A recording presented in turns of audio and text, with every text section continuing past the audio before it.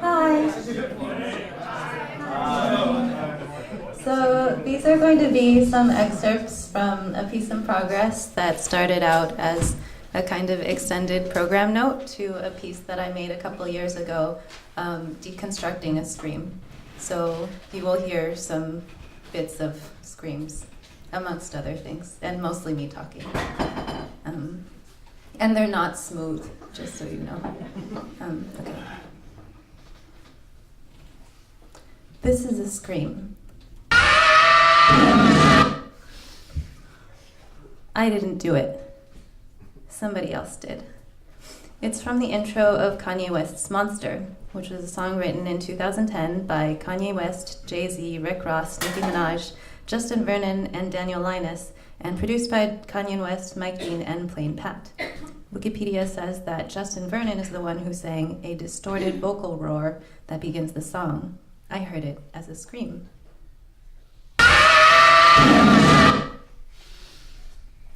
I didn't scream, but when I first heard the scream, I wanted to hear it again. And again. And again. I wanted to hold it in my hand and turn it this way and that, to prod it and spread it apart to see what's inside. Because it sounds to me like there are all these glistening little parts hiding in there, moving inside the larger sound. They're too enmeshed to pick out in real time in only one listen, so I wanted to hear it over and over.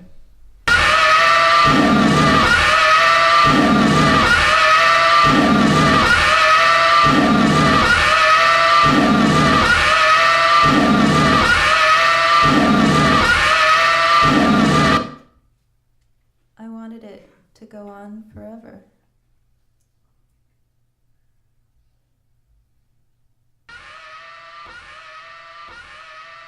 To have a chance at a better look, a better listen.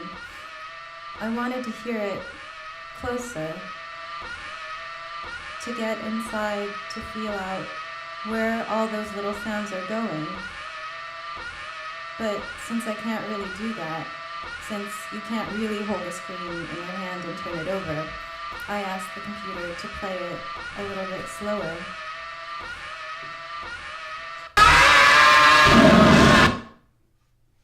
And then a little slower still.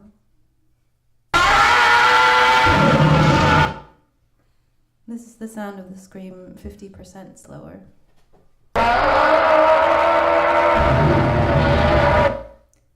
75.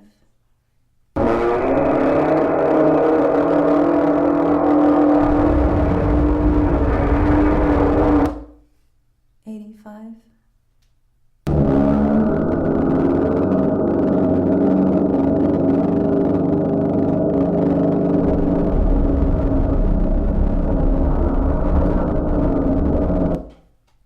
95.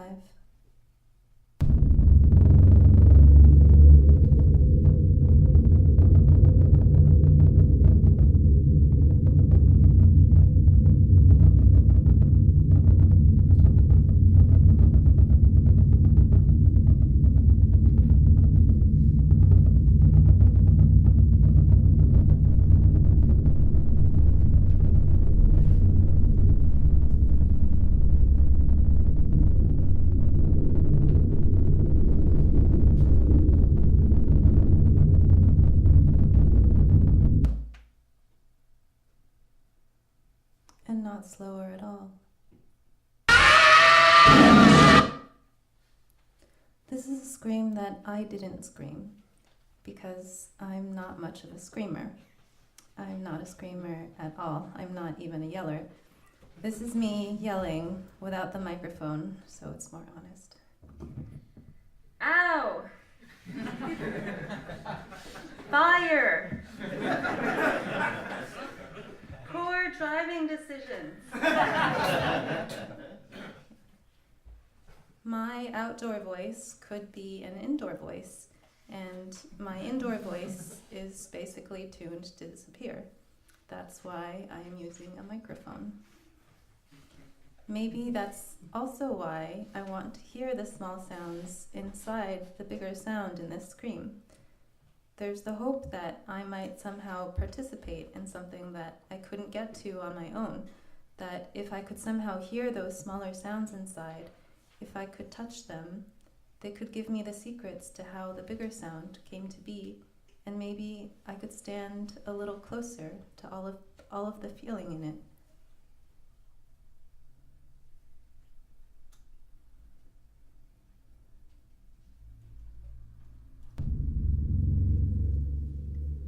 The sound of my own voice might be best suited to a quiet conversation in a library or a nursery, somewhere you're not supposed to be talking at all. My voice might work for guided meditation or for hypnosis, or for late night easy listening radio. I might be good at introducing the songs of whales to someone trying to go to sleep.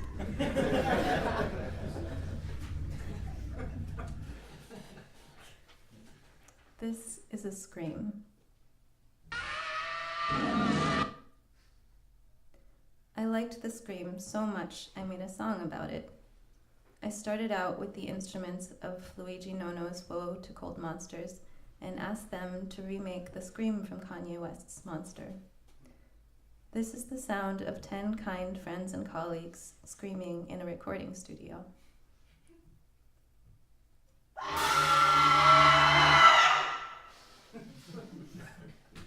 They are really good people.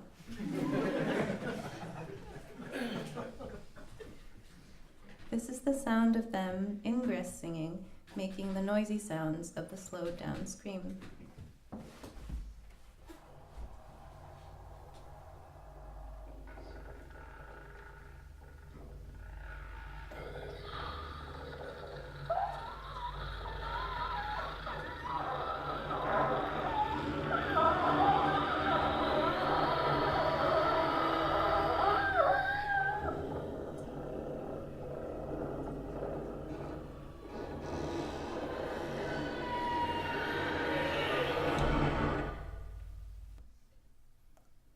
This is the sound of them singing and playing instruments, following the pitchy parts of the scream over and over.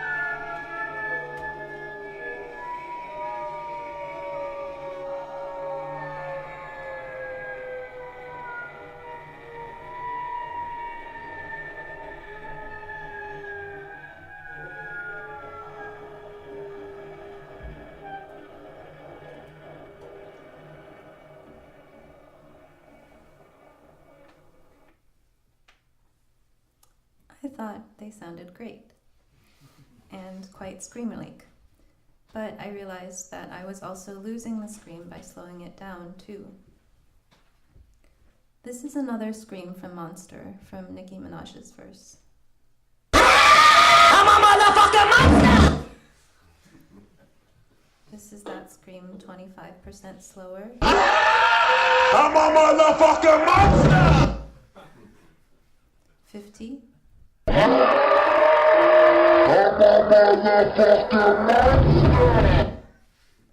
75.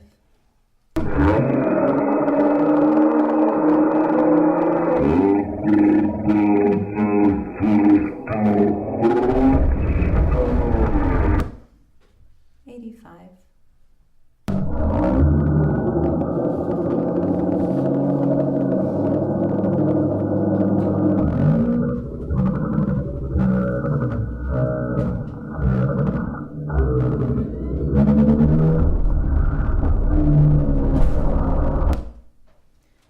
As she slows down, I start to lose her voice, her gender, her language.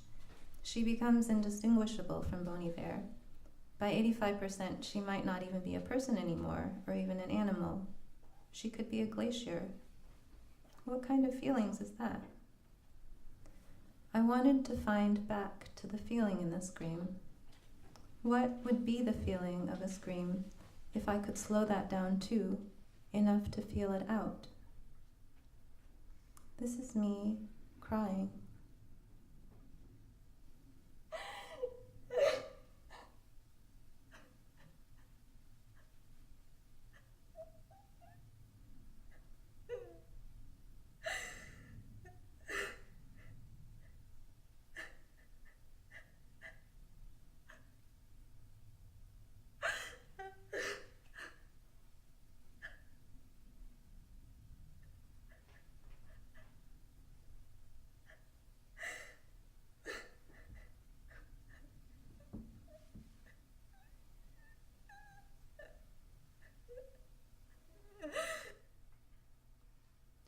This is the sound of the ensemble, imitating the noises and pitches in my crying, pulling them out, turning them over slowly.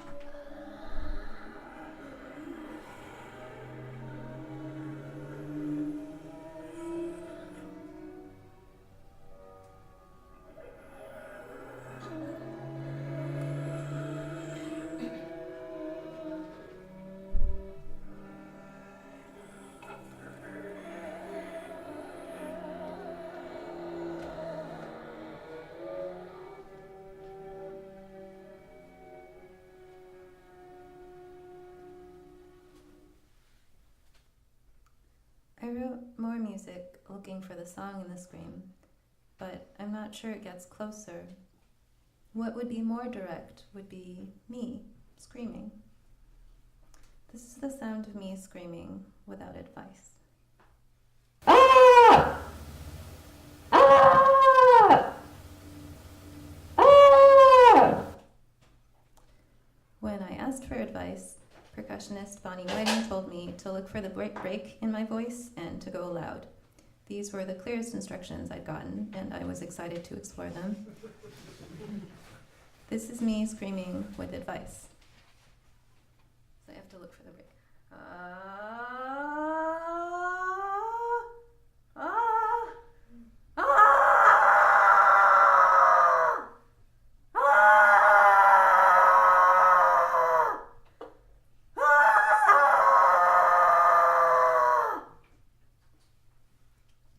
My friend Bob heard me practicing this and laughed at me pretty hard. said, "That's not a scream. It's weird, but it's not a scream."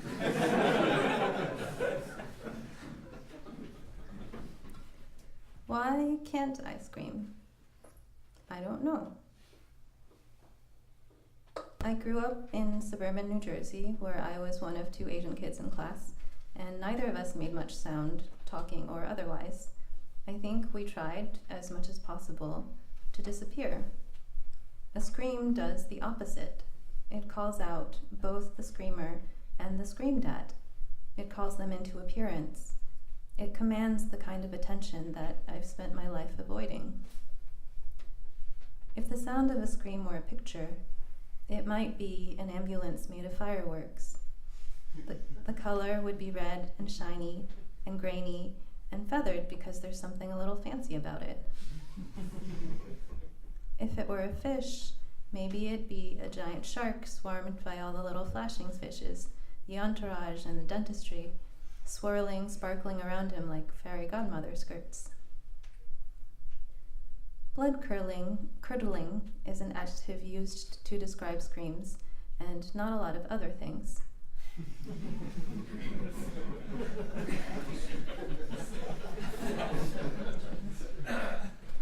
In cooking, curdling is when the tiny dispersed particles in an unblendable solution clump.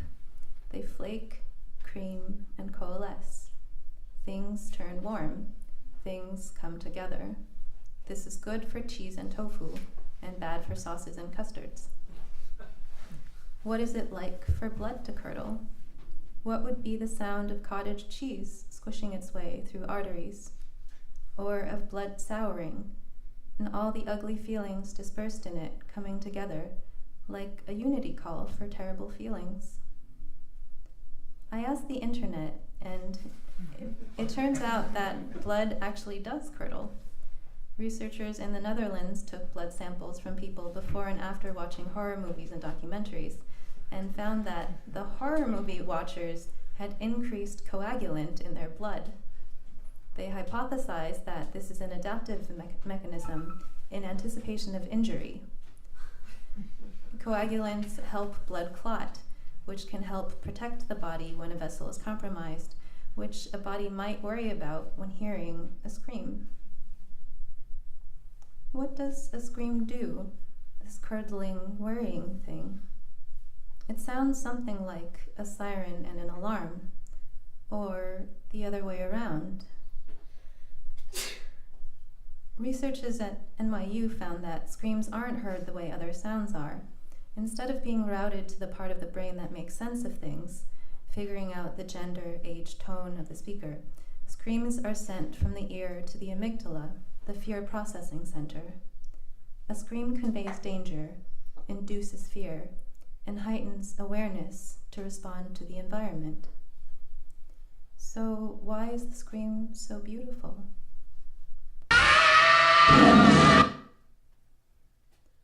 It lights up the world around it. All these shiny, furry, uneven bits slipping around inside this big ball of sound. It's a molten chandelier. It's hypnotizing. It's so full of feelings, of horror, fear, anger, terror, but there's also something so luxurious about it. It's big and it's loud, and it's so comfortable taking up space. It blows up the feelings so full and so clear that they're all open for business. Everything is important. Maybe I wanted to hear the scream because I just want to feel all the feelings that escape so easily. Because what is music, really, but a cleaner, drier way of having feelings? Western classical notation concentrates them into small black dots and lines, which translate into ways of moving my arms, my fingers, and my breath, and all these small motions add up to a kind of larger motion, which has been trained into me through decades of piano lessons and playing in bands and choirs and orchestras. The sense that the little motions translate into larger unwritten or internal kinds of motion or emotion.